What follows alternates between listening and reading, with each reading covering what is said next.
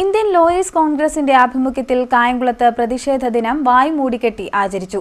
അഭിഭാഷക സംരക്ഷണ നിയമം പാസാക്കുക, അഭിഭാഷക ക്ഷേമനിധി 30 ലക്ഷമായി ഉയർത്തുക തുടങ്ങിയ ആവശ്യങ്ങൾ ഉന്നയിച്ചായിരുന്നു പ്രതിഷേധ ദിനാചരണം നടത്തിയത്.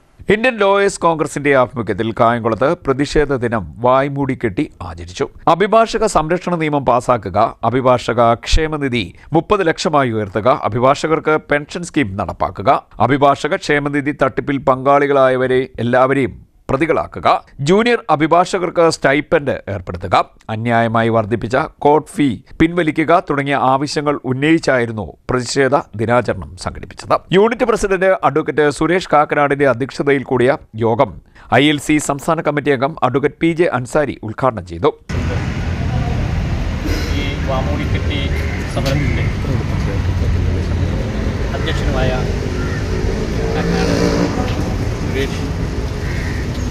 ബഹുമാന്യരായ ലോയേഴ്സ് കോൺഗ്രസ് യൂണിറ്റിൻ്റെ ഭാരവാഹികൾ, മുതിർന്ന അഭിഭാഷകന്മാരായ അഡ്വക്കേറ്റ് അബ്ദുൽ ഖാദർ, ബാബു സാർ, ശ്രീ സെൽവൻ അടക്കമുള്ള ലോയേഴ്സ് കോൺഗ്രസിൻ്റെയും നേതാക്കന്മാരെ സുഹൃത്തുക്കൾ, നമ്മളുടെ സംസ്ഥാനത്ത് ഇന്ന് മുഴുവൻ ബാർ സെൻ്ററുകളിലും ഇന്ത്യൻ ലോയേഴ്സ് കോൺഗ്രസിൻ്റെ ആഭിമുഖ്യത്തിൽ ഇതുപോലുള്ള സമരപരിപാടികൾ നടന്നു വരികയാണ്. സ്വാഭാവികമായും ഈ സമരപരിപാടികൾ എന്തിനു വേണ്ടി നടത്തുന്നു എന്ന് ഉള്ളത് ചോദിച്ചാൽ 14 ആവശ്യങ്ങൾ അംഗീകരിക്കുക എന്നുള്ളതാണ് ഈ വാമൂടിക്കെട്ടൽ സമരം, 3ാം ഘട്ടമായി നടത്തുന്ന ഈ വാമൂടിക്കെട്ടൽ സമരത്തിൻ്റെ പ്രധാന ഉദ്ദേശം.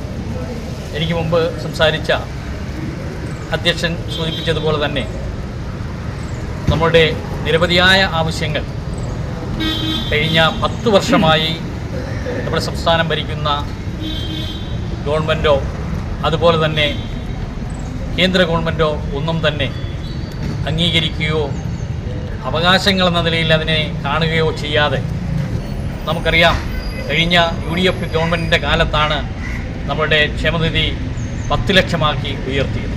അതിനുശേഷം നാളിതുവരെ 1 രൂപ കൂട്ടാൻ ഈ ജനാധിപത്യ ഗവൺമെൻറ് എന്ന് അവകാശപ്പെടുന്ന കേരളത്തിലെ LDF ഗവൺമെൻറ് തയ്യാറാകുന്നില്ല.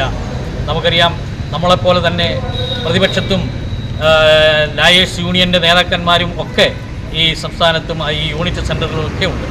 അവരാരും തന്നെ ഇതുപോലുള്ള ഒരു ആവശ്യങ്ങൾ ഉന്നയിക്കുകയോ അവരെല്ലാം ഈ ഗവൺമെൻറ്റിനെ ഒശാന പാടിക്കൊണ്ട് അവരുടെ ഇംഗിതത്തിന് അനുസരിച്ച് കാര്യങ്ങൾ ചെയ്യുന്ന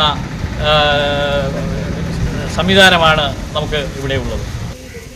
അഭിഭാഷക ക്ഷേമനിധി 30 ലക്ഷമായി ഉയർത്തുക, അഭിഭാഷകർക്ക് പെൻഷൻ ആനുകൂല്യം പ്രഖ്യാപിക്കുക, അതേപോലെ തന്നെ അഭിഭാഷകർക്ക് മേലുണ്ടാകുന്ന അതിക്രമങ്ങളെ ചെറുക്കുന്നതിനായി അഭിഭാഷക പ്രൊട്ടക്ഷൻ ബില്ല് പാസ്സാക്കുക തുടങ്ങിയ ആവശ്യങ്ങൾ ഉന്നയിച്ചുകൊണ്ടാണ് സംസ്ഥാനത്തൊട്ടാകെ ഇന്നും നാളെയൊക്കെയായി ഈ പ്രൊട്ടസ്റ്റ് ഡേ ആയി ആചരിക്കുന്നത്. നമുക്കറിയാം, അഭിഭാഷകർ നേരിടുന്ന ഏറ്റവും തീക്ഷ്ണമായ പ്രശ്നങ്ങളിൽ വളരെ പ്രധാനപ്പെട്ട വിഷയങ്ങൾ മാത്രമാണ് നമ്മളിവിടെ ഊന്നി പറഞ്ഞിട്ടുള്ളത്. അഭിഭാഷകരെ സംബന്ധിച്ചിടത്തോളം ഇന്ന് വളരെയധികം പ്രയാസങ്ങൾ നേരിട്ടുകൊണ്ടിരിക്കുന്ന ഒരു കാലഘട്ടത്തിലാണ് ഏറ്റവും പ്രധാനപ്പെട്ടത് അഭിഭാഷക ക്ഷേമനിധി നിലവിൽ 10 ലക്ഷം രൂപയാണ് അവർ പ്രഖ്യാപിച്ചിട്ടുള്ളത്.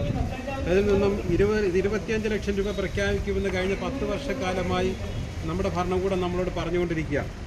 എന്നാൽ അത് പ്രഖ്യാപിക്കാനോ, ഈ ഭരണകൂടത്തിൻ്റെ ഏറ്റവും അവസാന ഘട്ടത്തിൽ പോലും അത് 25 ലക്ഷമായി പ്രഖ്യാപിക്കാനോ അല്ലെങ്കിൽ അതുമായി ബന്ധപ്പെട്ട നിയമസഭയിൽ അഭിഭാഷകരായ ഹാരിസ്, അബ്ദുൽ ഖാദർ, വിജയനാഥ ബാബു, സെൽവകുമാർ, ആസിഫ്, ആദിത്യൻ എന്നിവർ സംസാരിച്ചു. അഡ്വക്കേറ്റ് സന്തോഷ് തൂലിക സ്വാഗതവും അഡ്വക്കേറ്റ് PS സമീർ നന്ദിയും പറഞ്ഞു. CDNet news, Kayamkulam.